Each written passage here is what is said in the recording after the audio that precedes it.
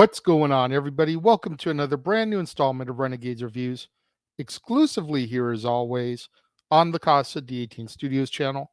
I, of course, am your host, the Renegade JJ Williams. Happy Friday, and we're here today to wrap up our first full week of back to school month here on Renegades Reviews. We're going to be discussing Mr. Holland's Opus, starring Richard Dreyfuss, Glenn Headley, Jay Thomas, Olympia Dukakis, William H. Macy, Alicia Witt, Jean Louisa Kelly, Damon Whitaker, Forrest Whitaker, Terrence Howard, and Balthazar Getty. What's going on, everybody? Thank you for joining me here once again for another brand new installment of Renegades Reviews. As I said in the introduction, it's Friday. Happy Friday. And today we're going to wrap up the week of back to school month with Mr. Holland's Opus. And our movie opens in the fall of 1964. And 30-year-old Glenn Holland is a successful and talented musician and composer from Portland, Oregon. But he switches gears and takes a position as a music teacher at John F. Kennedy High School so that he can spend more time with his young wife and work on his symphony. The film covers his 30-year teaching career, set amongst the changes in American society. Now, at first, Holland struggles at his brand new job, but he eventually learns how to connect with his students by using rock and roll and other popular music in order to convince them that music is fun and a worthwhile pursuit. He becomes a popular teacher at the school and rises to the task of creating a school marching band with a little help from the football coach, Bill Meister, whom he becomes lifelong friends with. Holland persuades Principal Helen Jacobs to maintain the funding for the school's arts programs despite a shrinking budget and the objections of the vice principal, Gene Wolters. Unfortunately, the time that Holland devotes to his classes, the marching band, the orchestra, productions, and mentoring both struggling and talented students leaves him very little time to work on his symphony or to spend with his family. When his son Cole is found to be deaf, he is severely disappointed that he will never be able to share his love of music. He fails to learn American Sign Language properly, which leaves him unable to communicate with his son, which creates a rift between him and his wife Iris, who is left to raise Cole mostly by herself. As the years progress, Holland grows closer to his students at Kennedy High and even more distant from his own son, Cole. An argument with a teenage Cole finally makes Holland realize the error of his ways, and he learns to properly communicate with his son and help him visualize the music that he can't hear, and as a result, repairs his relationship with his wife. In 1995, Walters, who is the school principal by this point, shuts down all of the school's arts programs, citing further cuts from the education board and the need to prioritize reading, writing, and arithmetic. And as a result, Holland is laid off after 30 years. Holland attempts to make an impassioned plea to the school board, but to no avail. As a result, he becomes despondent, believing that his teaching career has amounted to absolutely nothing. On his last day, Holland's wife and Cole, who is now a teacher himself, help him to clear out his office, and they take him to the school auditorium, which is packed full of current and former students who greet him with a standing ovation. Even Gertrude Lane, who was once a struggling clarinetist from Holland's first year of teaching and is now the governor of Oregon, is there. And she gives a passionate speech praising Mr. Holland, telling him that his legacy is more than just his symphony. It is all the people that he helped and influenced over the last 30 years. She then joins past and present members of the school orchestra who have been practicing the symphony in secret. And Mr. Holland conducts them in its premiere performance as our movie comes to its close. This was a fantastic film. Never seen it before today. Never seen it before I watched it to review it for you guys. And I'm watching this film and I'm getting sucked in to Mr. Holland's journey and how he's helping everybody and how he's turning their lives around and how he's influencing them and how he's getting them to realize their untapped potential and the struggles he's going through at home and his work life, and how in order to succeed at work, home has to sacrifice. But if he wants to succeed at home, work has to be sacrificed. And where do you find the balance between them? And as some of you guys may not get this completely, but that's something that really resonates with me, because it's like, by putting in all the time and effort and work that I do to making these videos and watching current wrestling, old wrestling, movies, etc., to be able to review them, I end up putting my home life on hold, and I don't get to spend as much time with my girlfriend or the kids as I would really like to. But if I spend time with them and put that effort in there, then I don't get movies watched. I don't get wrestling watched. I don't get to get in front of this camera and review stuff. And right now, this is my primary income. I used to have a secondary job, which was my primary job. Don't have that anymore.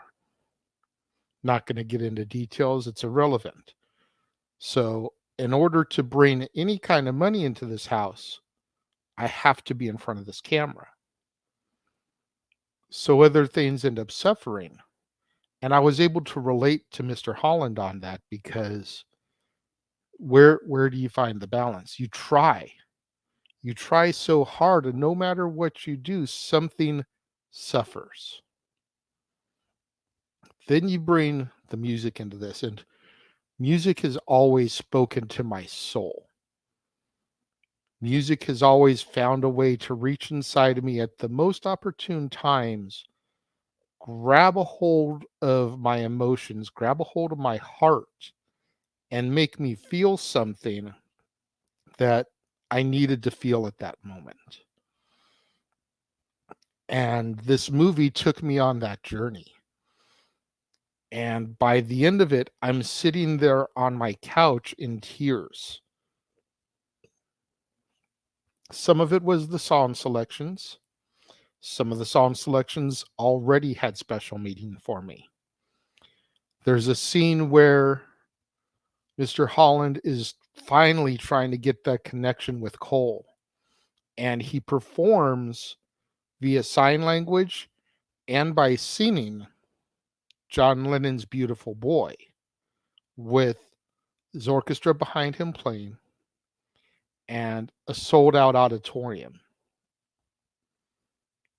And I'm bawling because this is a song that I always sung to my daughter when she was little. I just changed boy to girl. Bam, sing the song to her.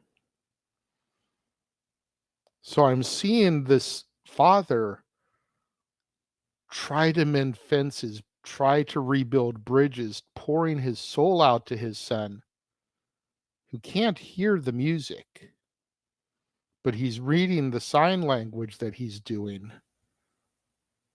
And it's a moment. And then you watch him lose his job, And you see him go into this auditorium and just get blindsided by everybody that he has impacted over his years. And you feel the emotion that he is feeling at that moment because he just literally got knocked on his ass. You can't help but cry seeing all those people come back to show their support from him. Hell, even the principal who cut the funding is in the auditorium applauding him because of everything that he did. You know, they may not have always seen eye to eye, but damn it, he was in that room giving him his flowers and showing his love and appreciation for the 30 years that Holland gave to the school. It's such a cool moment. I'm still trying to fully process this as I literally just finished watching it, wrote my notes, and I'm sitting down here to record it within the span of maybe 2 hours since I wrapped the movie and I'm filming this right now. I'm still really trying to process everything. So if I'm rambling, I apologize. But this is that raw emotion that movie made me feel. When it comes to my rating for Mr. Holland's Opus, I'm gonna give it 4.5 out of 5. And I'm only doing that because it was my first time seeing it. If this had been my third, fourth time seeing it and it still enacted this emotion within me, this would be a 5-star film, hands down. What do you guys think of Mr. Holland's Opus? Let me know. If you're watching the premiere, leave your thoughts and comments over here. If you're watching on demand later in the day, leave your thoughts and comments down here. And let's have that conversation, that discussion, that debate, that interaction that I'm always asking you guys for in the comments below. And make sure you guys stay tuned later on today, right here to the Casa D18 Studios channel, the Jeff Meacham Network, and across the Jeff Meacham Network Multiversa Media, as we provide yet another watch along for you guys.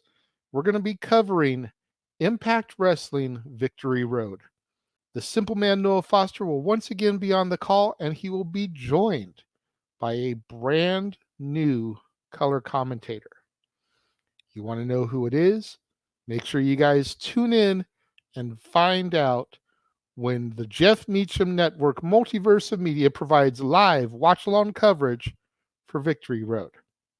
And then tomorrow, right back here on the Casa D18 Studios channel, it'll be time for another brand new installment of Renegades Reviews. And it's new release Saturday.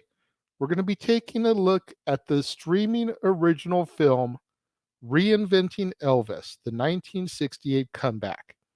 This was a Paramount Plus original film that went back and documented all the trials, all the tribulations, all the love, and all the chaos that went into making the 1968 comeback special for Elvis Presley. And then later on tomorrow night, right here on the Casa D18 Studios channel, the Jeff Meacham Network, and across the Jeff Meacham Network Multiversa Media, it'll be time once again for the Saturday night shenanigans that are Open Mic Night.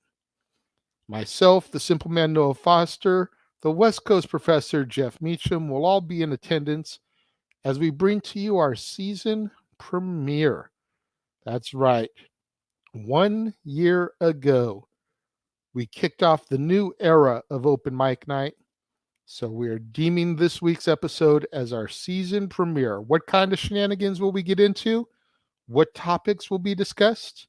Who will join us on the panel? You'll have to tune in and find out.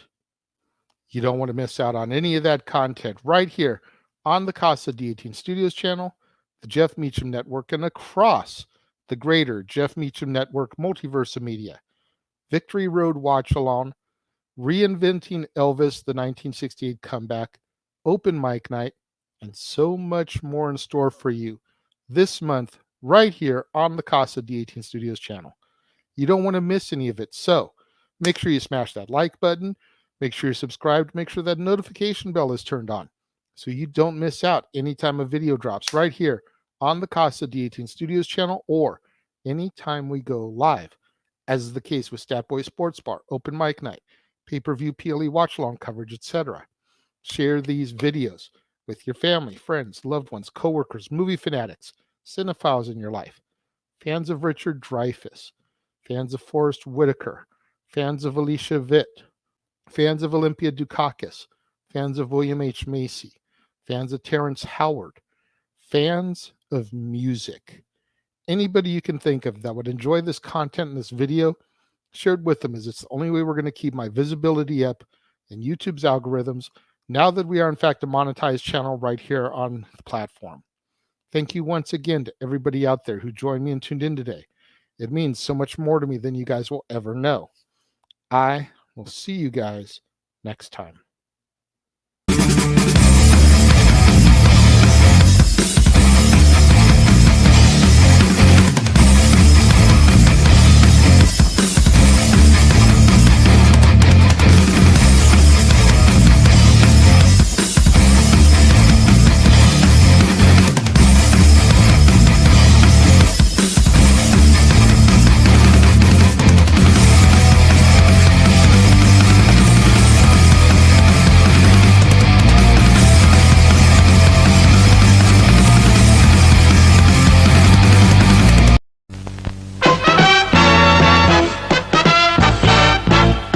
And now, preview time.